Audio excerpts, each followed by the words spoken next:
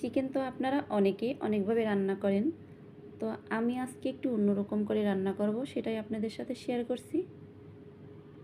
আমি এখানে 1 KG chicken এভাবে বড় বড় করে কেটে নিয়েছি। ভালো করে ধুয়ে সামান্য হলুদ লবণ মেখে আমি চিকেনগুলোকে ভেজে নিব।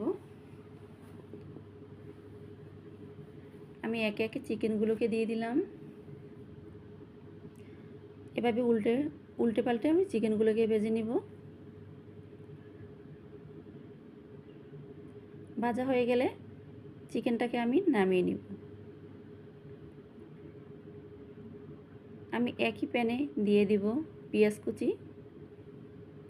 পেঁয়াজটা আমি ব্রাউন কালার করে ভেজে নিব।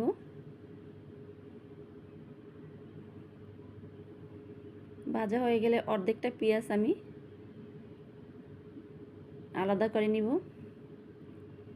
দিয়ে দিলাম পেঁয়াজ বাটা, রসুন বাটা, জিরা বাটা, আদা বাটা, অল্প একটু পানি, 1 চা চামচ হলুদের গুঁড়া, 2 চা চামচ মরিচের গুঁড়া, দিয়ে দেব চিকেন মশলা, 2 টেবিল চামচ টমেটো পেস্ট আর 1 চা চামচ লবণ। ভালো করে আমি মশলাটাকে এভাবে কষিয়ে নিলাম। দিয়ে দিলাম ভেজে রাখা চিকেন, অল্প একটু আমি চিনি দিয়ে দেব। একটা ঢাকনা দিয়ে ঢেকে দিলাম। আমি দিয়ে দিলাম সামান্য গরম মশলা। আমি বাকিটা রান্নার জন্য অল্প পরিমাণে পানি দিয়ে বাকিটা রান্না শেষ করব। নামানোর আগে আমি পেঁয়াজের বেরেস্তাগুলো দিয়ে দিব।